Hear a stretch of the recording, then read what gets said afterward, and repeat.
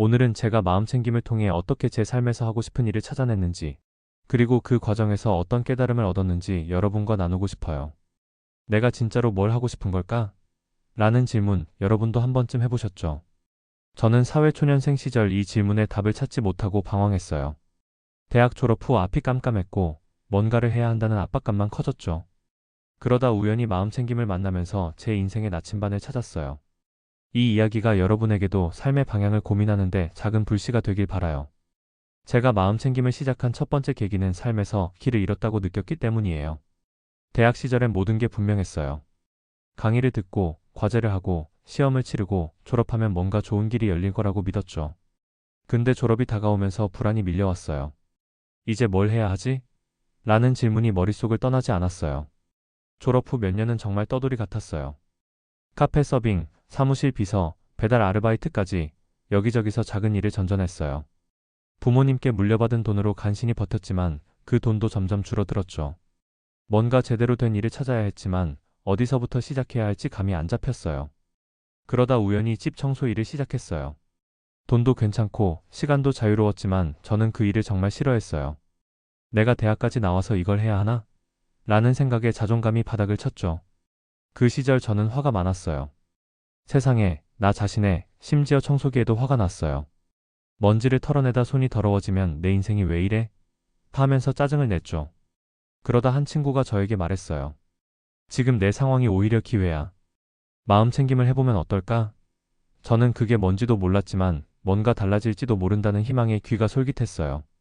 친구는 청소할 때 손끝으로 먼지를 느끼고 물소리에 귀 기울여봐라고 했어요. 다음 날 청소하면서 그 말대로 해봤어요.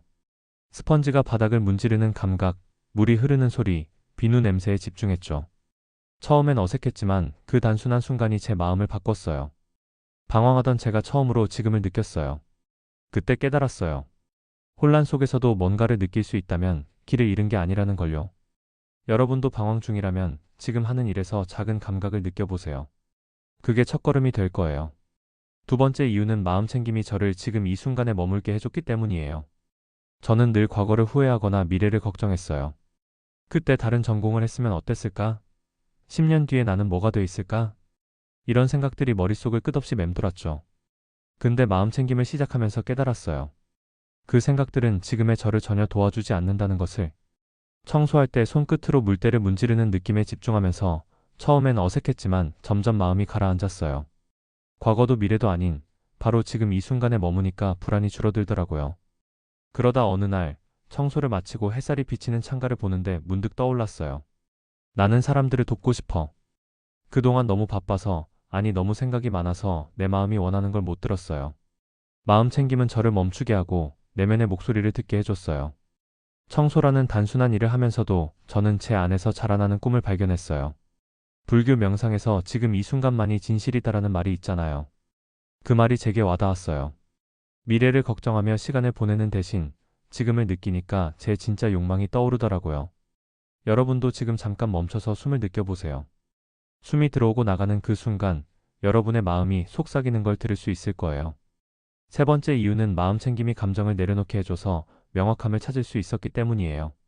저는 청소 일을 하면서 화가 많았어요. 내가 이런 일을 왜 해야 해? 라는 분노와 나는 더 나은 걸 할 수 있어 라는 자만심이 뒤섞여 있었죠. 그 감정들이 저를 더 혼란스럽게 만들었어요. 심지어 내 인생이 망했어 라는 생각까지 들었어요. 마음챙김을 연습하면서 감정을 그냥 바라보는 법을 배웠어요. 청소할 때 화가 나면 지금 화가 나구나 하고 알아차리고 그걸 억지로 없애려 하지 않았어요. 그러니까 신기하게도 그 감정이 점점 작아지더라고요. 화를 내려놓으니까 머릿속이 맑아졌어요. 어느 날 공기업 면접을 보고 나오면서 깨달았어요. 이건 내가 원하는 게 아니야. 그때까지 공기업이 괜찮을 거라고 억지로 믿었지만 감정이 정리되니까 진짜 원하는 게 보였어요. 사람들을 돕고 의미를 찾는 일을 하고 싶다는 거요. 이 과정에서 저는 감정의 무게를 덜어냈어요. 예전엔 화가 나면 그걸 붙잡고 몇 시간이고 끙끙댔어요. 근데 마음챙김은 그 감정을 강물에 띄운 배처럼 보내주는 법을 가르쳐줬어요. 그러니까 제 마음이 더 가벼워졌고 내가 진짜로 원하는 게 뭔지 명확해졌어요.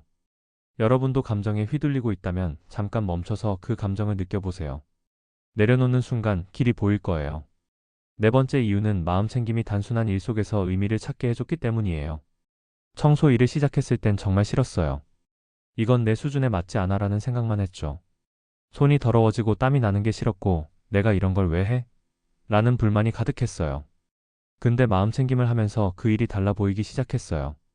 창문을 닦을 때 햇빛이 반사되는 걸 보고 바닥을 쓸 때 먼지가 사라지는 걸 느끼면서 그 단순함 속에 작은 기쁨이 있었어요. 로댕의 말처럼 경험을 현명하게 사용하면 시간 낭비가 아니다라는 걸 깨달았죠. 청소가 제게 삶의 방향을 찾는 도구가 됐어요. 그 일을 하면서 저는 점점 화가 줄고 내 상황을 받아들이게 됐어요. 그러다 보니까 내가 진짜 하고 싶은 건 뭐지? 라는 질문에 답이 떠오르더라고요. 마음챙김은 저에게 일상의 작은 순간을 선물처럼 느끼게 했어요. 청소할 때 물소리를 듣고 먼지를 털어내며 숨을 고르는 그 순간들이 저를 더 단단하게 만들었어요. 그러면서 깨달았어요. 내가 어떤 일을 하든 그 안에서 의미를 찾을 수 있다면 그건 결코 쓸모없는 시간이 아니라는 걸요. 여러분도 지금 하는 일을 마음챙김으로 느껴보세요. 그 단순함 속에 숨은 보물이 보일 거예요. 다섯 번째 이유는 마음챙김이 제 내면의 지혜를 믿게 해줬기 때문이에요. 저는 늘 내가 뭘 할 수 있겠어? 라는 생각에 갇혀 있었어요. 청소 일을 하면서도 나는 더 큰 일을 해야 해라는 강박이 있었죠. 근데 마음챙김을 통해 깨달았어요. 내 안에는 이미 답이 있다는 걸요.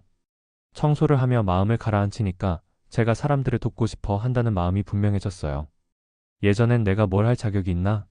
라는 의심 때문에 망설였지만 마음챙김은 그 의심을 내려놓게 했어요. 그러다 자연스럽게 길이 열렸어요.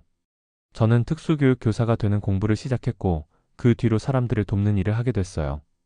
지금은 그 경험을 살려 더 많은 이들이 자신만의 길을 찾도록 돕고 있죠. 마음챙김은 저에게 너는 이미 충분해라는 믿음을 줬어요. 제가 청소 일을 하던 그 시절은 겉보기엔 초라했지만 내면의 지혜를 깨우는 시간이었어요. 불교 철학자 틱나타는 지금 이 순간에 깨어있으면 모든 답이 나온다고 했죠. 저는 그걸 체험했어요. 여러분도 내면의 지혜를 믿어보세요. 그건 이미 여러분 안에 빛나고 있어요. 마음챙김은 제게 삶의 문을 열어준 열쇠 같아요. 예전엔 그 문이 잠겨 있다고 생각했죠. 내가 뭘 할 수 있겠어? 라는 생각이 자물쇠였어요. 근데 청소할 때 물소리를 느끼고 먼지를 털어내며 숨을 고를 때마다 그 자물쇠가 풀리는 소리가 들렸어요. 어느 날 문이 열렸고 그 안에서 저는 제 진짜 꿈을 봤어요. 사람들과 함께 웃고 그들의 손을 잡아주는 모습이요. 문 너머엔 끝없이 펼쳐진 들판이 있었어요. 그곳에서 저는 자유롭게 달리며 바람을 느끼고 제 목소리를 들었어요. 여러분도 그 문을 열어보세요. 마음챙김은 그 열쇠가 될 거예요. 그리고 문 너머엔 여러분만의 아름다운 풍경이 기다리고 있어요. 마음챙김이 제 삶의 방향을 찾아준 건 단순히 직업을 찾는 데 그치지 않았어요. 저는 이 연습을 통해 삶의 더 깊은 의미를 발견했어요. 청소 일을 하면서 단순히 돈을 벌기 위한 수단이 아니라 그 속에서 저를 성장시키는 도구로 보게 됐어요. 이건 제가 다른 사람들에게도 전하고 싶은 깨달음이에요. 연구에 따르면 마음챙김은 뇌의 전두엽을 강화해서 자기 인식과 감정 조절을 돕는다고 해요.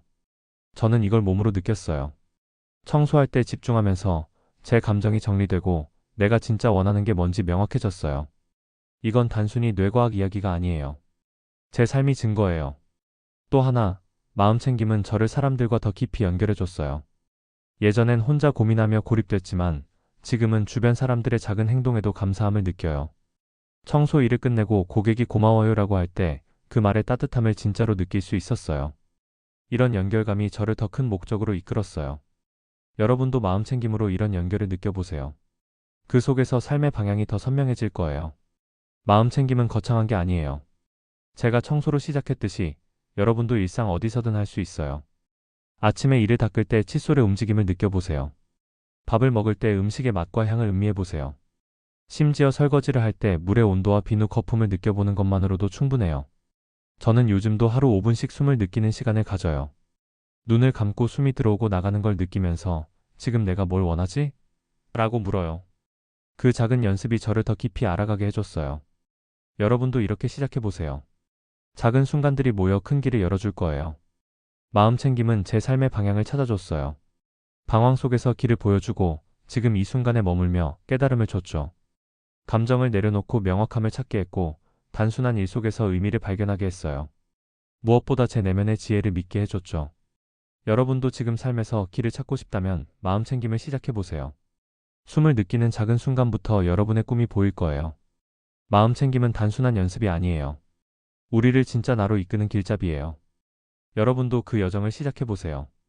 인사이드 아웃 뷰에서 여러분과 공명할 수 있어 감사해요.